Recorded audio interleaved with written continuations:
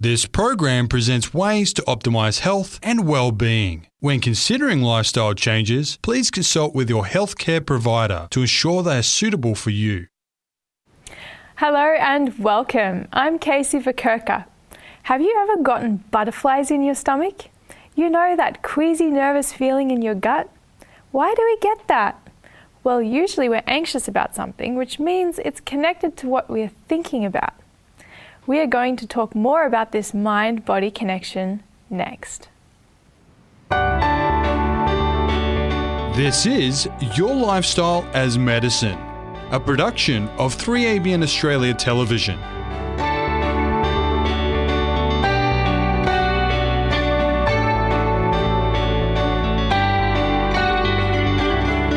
It's great that you've joined us as we learn more about how you can shape your lifestyle as medicine. Whole person health is a key focus of lifestyle medicine, which recognizes that health is achieved by caring for all aspects of our being. An important phenomena that exists when addressing these is that often one affects another, and together they lead to either health or disease. An area of interaction like this is between the mind and the body. Health psychologist Jenifer Skues is here today to talk about this with us. Welcome, Jenifer. Glad to have you again with us. Thank you. Good to be here. Yeah. Now, Jenifer, last time we talked all about our amazing brain, and now we're going to delve a little bit deeper in terms of how the brain is connected with the body and what that means in terms of our health outcomes. So share with us a little bit about that as we head in that direction.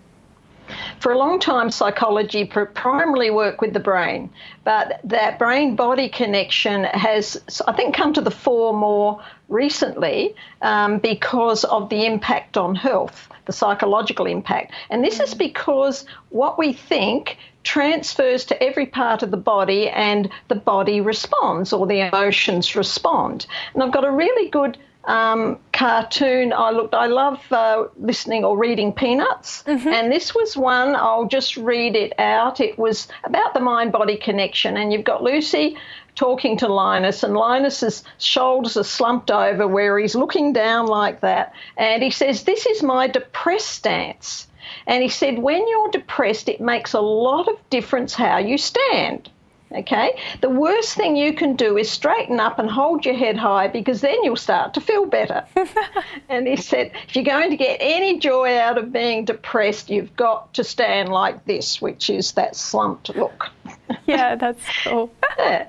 And when you have a look at people who are depressed, what do? They often look down, slump their shoulders, and they certainly don't look up. And physiologically, there's a whole cascade of chemicals happening that brings the system down when we're looking down and slumping.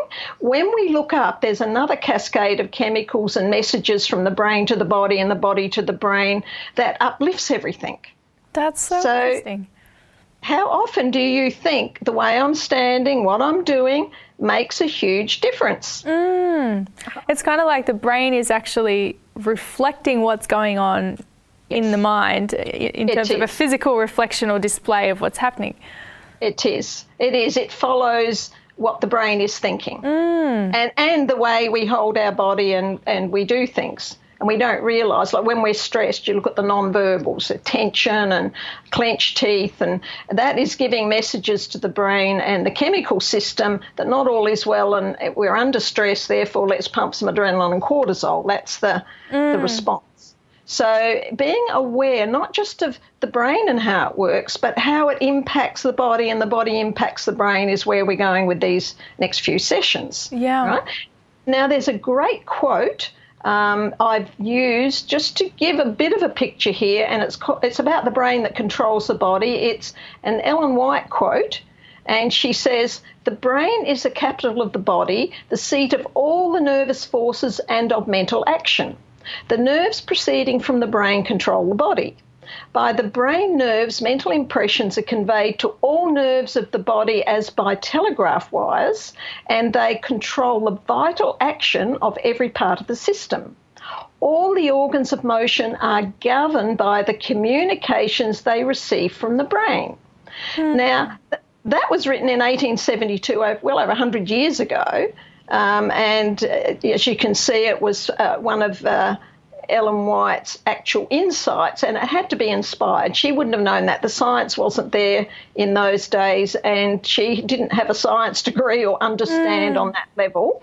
But today, science has clarified and said the same thing. They found that this is what actually happens with all the technology we have now. So they're telling us what we were told 100 years ago. Yes. So it's interesting, isn't it? Yeah. So we have a lot happening between that brain and the mind and the body that's very important. So yeah, I don't know if you've ever thought about it. Yeah, I was just thinking back to that Peanuts illustration, and I was wondering about, if he changed his posture and was, standing upright and straight, would that actually affect the mind in a different way? Absolutely. Yeah, absolutely. And this comes back to the non-verbal side. We think of communication as verbal, but what he was showing, or Linus was showing, that it's actually physiological. It's what we do with the body makes a whole difference to the brain and the chemistry in the body. So, and a good example of that is smiling or frowning. When we smile, we actually uplift the chemistry in the brain and the body, and it's to do with the action of, when we do that smile. And I did read, I don't know how true this is, it says it takes 26 muscles to smile and 62 to frown. So in other words, it takes a lot more muscles to do the frown when we frown. Yes. It gives the body a very negative message, and the chemicals in the body start to drop down, like at the cellular level. We lose essential chemicals and impulses for mood and for well-being. So, and we end up in a very negative state by doing that. And then if you're looking at someone who's smiling or frowning, we actually have mirror neurons. So we take over, we absorb that and mimic it. So we will probably do the same thing, not realising. They've done interesting studies on people who are smiling, for example, and they found that when people smile, that there's a whole biochemical cascade of positive chemicals that happens. But it's not just for the person, it's also for the person looking at the smile. And even if you look at a picture of someone smiling, it has that effect on the system as well. That's so amazing, isn't it? Because, we've heard about how it's good to surround yourself with positive people, and this is obviously physiologically backing that up. And I guess it's probably, if we are positive, that's going to have an even better influence on those around us, because their mirror neurons will pick that up and it will give them a lift. That's right. And if you're not feeling good, it's like peanuts. If you lift up and you smile, you're going to feel better. Your chemicals will pick up. It's a biochemical factor. Wow. So this is where it's important how we use our non-verbals, like facial expression or tone of voice. You have a look at the different non-verbals. Someone has a gruff tone of voice, then it's very different to someone who has a really pleasant tone of voice. And, even animals respond to this. I find if I'm too firm in my tone, my female cat, she runs, she disappears. It's too much for her. But if I speak to her in the right tone, she's relaxed and comfortable. So even animals are affected by our non-verbal communication. So imagine children, babies, adults. Yeah, absolutely. Like those details are just so powerful. It's interesting to be able to realise that connection. It is. Yeah. Are there any other things that we can think of about our bodies that will affect how we feel and our minds and how they function? Okay. Just to recap that, we need to not just think about how we're feeling or what's going on. We need to look at what the body's doing and change the body posture and the situation. And it does work. I find if you actually smile when you don't feel like it, It's like fake it till you make it principle is one I learned when I was in a psychiatric hospital. And we'd get them smiling at each other even if they didn't feel like it. And they said it definitely made a difference. So this is where we can improve our mood and our well-being just by the way we hold ourselves, stand up straight, walk tall, all these sayings we have, which will really help a lot. But why? And that's because the communication system in the body is in your whole nervous system, right? We actually have nerve pathways from the brain through to the body. Okay, there you can see there's a male and female. You can see all that wiring that goes from the brain down the brain stem. We've got the central nervous system that runs down either side of the spine. And interestingly, if that gets damaged, there was someone who had a major stroke and that was damaged. When he actually died, they then did an autopsy and found the damaged central nervous system. The brain had grown a whole new central nervous system on the outside of it. Wow. So, that's amazing. It is, isn't it? Incredible. So this is the mind-body connection.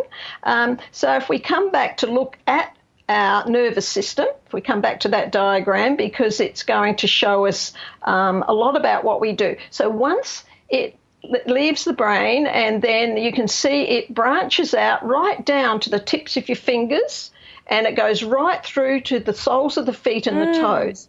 You have like the sensitivity of the nervous system, it culminates in those two areas, which is why touch is incredibly sensitive. And often the feet become a problem when we're in trouble. We either get hot feet, we can't cope, the feet get very sore, and that's because all those nerve endings. They say if you massage the feet, then it's like giving the body a massage. So have a foot bath, put magnesium oil on, lavender, all sorts of things. If you're feeling bad, you're having a bad day and the feet are very tired or a bit sore, do something to help your feet because that will make a huge difference. It's a very positive thing to do. So it's what we do with the body resonates with the brain and every cell of the body. Okay. The next part of our nervous system that we look at is what we call there's a peripheral nervous system that runs around the rib cage. It's rings that run around the rib cage, and it actually goes from the spine down the brain stem, down the central nervous system and radiates around. Now, have you ever cracked or injured a rib? I don't know. I don't think I have, but I know of other people who have, and it's not very comfortable. No, they say, what pain? Well, it's not the rib that's in pain, it's the actual nervous ring of nerves. And they find that ring of nerves radiates through to the gut, to the lower part of the body, to the heart, to the lungs. So if we have a problem in the spine or we've damaged that, it actually can upset the organs throughout the body, depending what part of the back has been injured or is having problems. So that peripheral nervous system, we can have a pain in the lower back and we've got a gut problem, the stomach's not doing well. And they don't realise that if you treat the lower back and correct that to allow the nerves and the pathways to run through and de-inflame the system, then the gut will be fixed. So that's why understanding the whole nervous system is vital. And of course, a lot of people will be aware of the sciatic nervous system, and that's when it runs from the hip area right down through, and often people say, oh, my sciatic, I got sciatic pain. And that's, you get pain in the nerves when they're inflamed, and that means we've probably got too much, inflammation in the body. We can do an injury that will inflame it. The cells are reacting, and this is where a lot of inflammatory disorders will cause those problems. And this is where if you get knotted muscles, it can impact that part of the nervous system in the lower back. So again, massage, treating yourself, de-stressing, lots of things will help, but all those nerves run down that sciatic nerve system down into the feet. So again, the brain-body connection, we need to treat the whole system. The part, that system I'm most interested in, or that I work a lot with, is the autonomic nervous system. And we're going to look at that more closely with, I think, in our next session. But what what we're doing, the autonomic nervous system, it's autopilot. And we'll just sort of describe it at the moment. There's two branches. We've got the sympathetic branch and the parasympathetic. And that nervous system is connected. The sympathetic nervous system is connected through from the central nervous system, and it comes up through this area here. So when we have a problem, we get this rush and we can feel that tension there. Okay, but the actual parasympathetic, the opposite branch there, that is parts of the brain, the lower part of the brain at the brain stem, and the lower genital area is where the parasympathetic is. So that calms down and the other one speeds up. So this is where we're going to look at that, because it's important if you want to treat stress, trauma, correct the body balance. Using the autonomic nervous system is crucial in that process. So this is where we're going to head in that direction. So Jenifer, can you tell us a little bit more about how this mind-body connection interplays in terms of our health outcomes? And, you know, if one part of the body has a symptom, is it actually rooted in another part of the body or in the mind or something like that? Can you explain a bit more about that? I find what happens, we often see the body separate from that mind connection, and people say, I've got a headache, I'm going to the doctor, you get tablets, but the headache gets worse or it increases. So what I do is help them to explore what's happening in the brain and the body that will cause that response, because there's a lot we can do because of this nervous system we've talked about and what the brain can do. So there are many, many symptoms, and we've got, I think, a couple of slides there we're going to look at and have a look at some of these particular symptoms that occur. And if you have a look here, things that are mind-body connected, and you mentioned before, what we think is going to cause a reaction in the stomach or the way we feel. So if we've got heightened anxiety, we've got high adrenaline levels, okay? But where's the anxiety? Anxiety is future fear, the what-if syndrome. So when we think in fear, the adrenals kick in and our anxiety goes up. So if we change the way we think, we can control that mind-body response, okay? The chest pain is another one, and panic attacks. And panic attacks are the most treatable one because it's the body's reaction to stress and fear. And what it does, it changes the breathing. When we're not breathing right in the body, the brain interprets it as a threat, and it kicks in the adrenals, and you get this surge of adrenaline cortisol, and then the person goes into panic. Wow. And this is where they then, but if they change the breathing, what they're doing is loading in too much oxygen, not enough carbon dioxide, because carbon dioxide's a natural Ventolin. So you just breathe. Doctors used to say breathe in and out of a paper bag, but I find if you just cup your hands and rebreathe, it will reverse the symptoms. It's one of the easiest treatable things, but because it's such an awful experience, it's like mimicking a heart attack, people are terrified of it, and that increases its capacity to work. So this is where, again, learning, understanding that brain-body connection. I mean, how many people have high blood pressure? They go to the doctor and he says, oh, you're stressed. And I know some go, no, I'm not, but they are, because stress is doing things like increasing it, treat the stress levels and calm the system down, and we're going to look at those sorts of things as we go, and that will treat that problem. Insomnia. If we're stressed during the day and we don't have a good sleep cycle, there are so many reasons, which I'm hoping, we will be able to address eventually, but it is to do with lifestyle, the impact on the brain and the body and our chemical balance, because we need melatonin to sleep. And then if we don't get the right amount of sunshine, particularly in the morning, we don't have enough melatonin. And if we're stressed during the day, then, and we get that, particularly females have the busy brain syndrome because their brain's highly active. And what happens is they then start to go to bed and they're tired as anything. And this happens with men as well, but I find men can often drop off to sleep easily, but women tend to go to bed and then their brain's doing overtime. They don't have enough of the chemicals to slow them down and put them into a rest state. So it's a multifaceted, but that just gives you an idea of that brain-body connection of what can happen. So we've got to be careful what we think and what we believe. The other one is palpitations, and that's your heart's racing. Again, that is stress, too much adrenaline, cortisol, shortness of breath. Again, breathing is crucial. And when we are stressed and anxious and distressed, that we change the breathing. We'll either hold the breath, shallow breathing, or we do the panic attacks, the over-breathing, take in too much oxygen. And the next one is sweating. We do perspiring. We actually, it's one of the signs and symptoms that something is wrong. And it's the body's way when it gets stressed and inflamed where it's trying to cool itself down. So this is where the brain tells the body to action these things. All right? So this is where we have to work with these things. So a lot of those are your physical responses. So let's keep, here we go. We've got another one there. We talked a bit about back pain, and that goes to every part of the body. So, but it is a symptom of the mind-body connection isn't doing well. And sometimes we get back pain. What have I done? I don't even know. I've got why this is happening, but it can be muscle tension, nerves inflamed in the back area, pinching. If muscles tense, they pinch the nerves, and the brain is stressed and it's relaying it to the body and bracing. Excessive tiredness, in other words, you're not sleeping well. How often do you find you wake up going, oh, my goodness, what did I do all night? I'm so tired, and I've slept.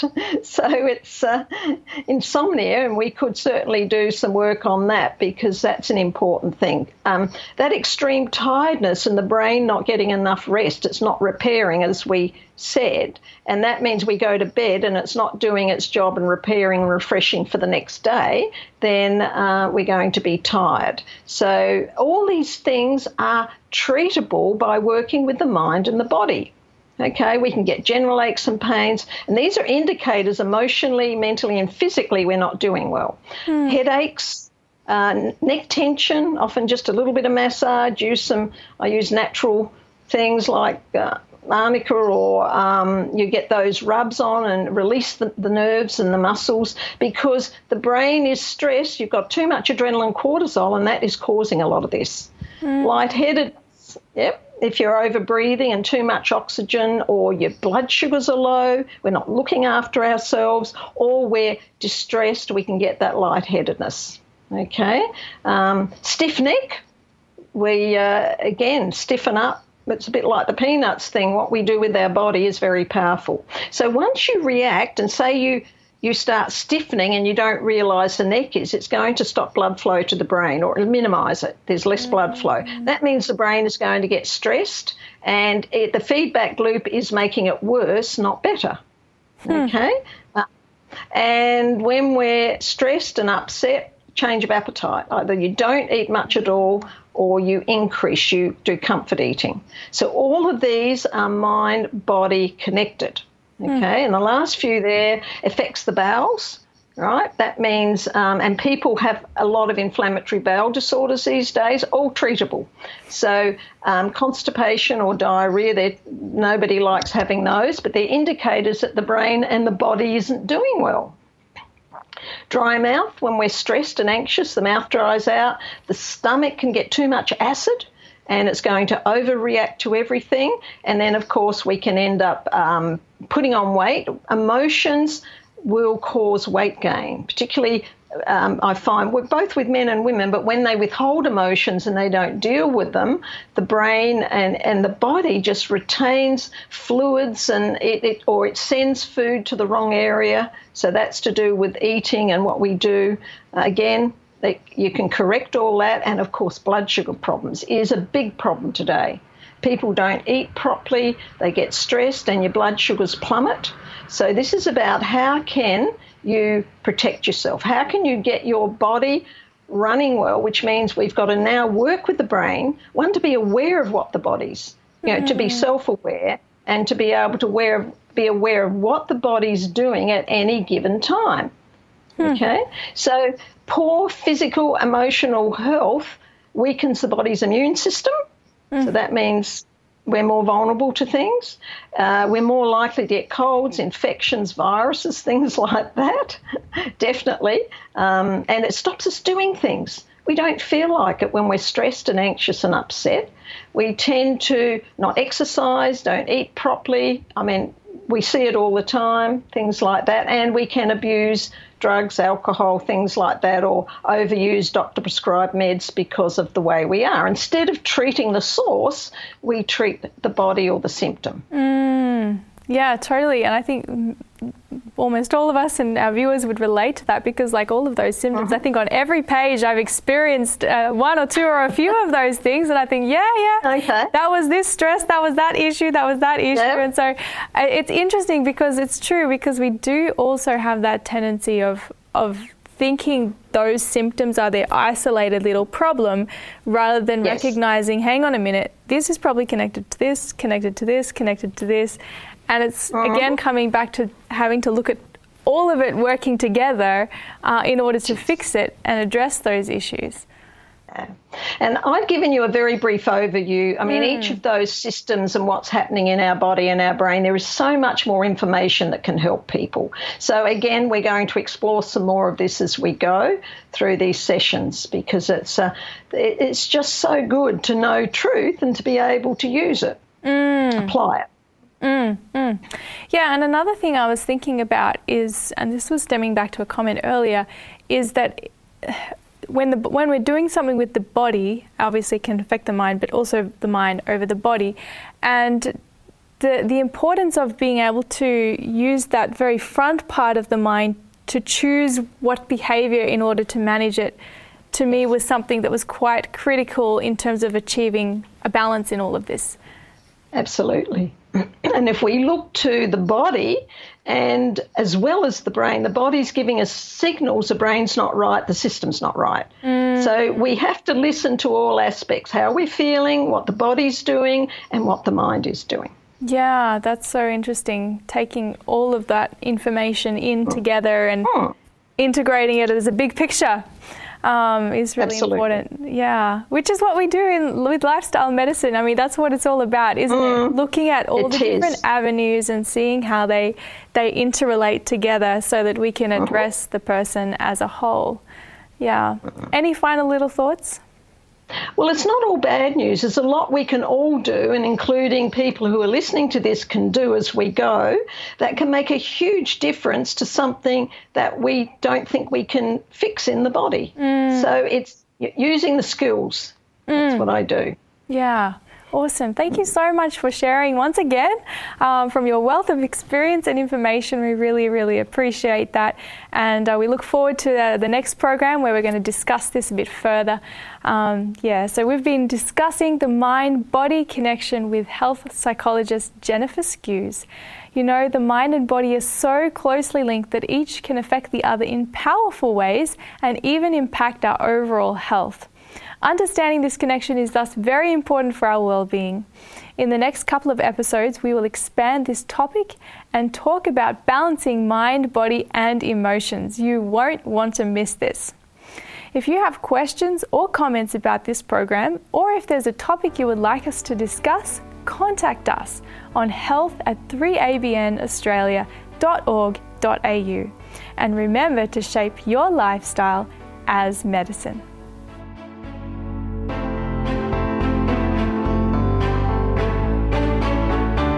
You've been listening to Your Lifestyle as Medicine, a production of 3ABN Australia Television.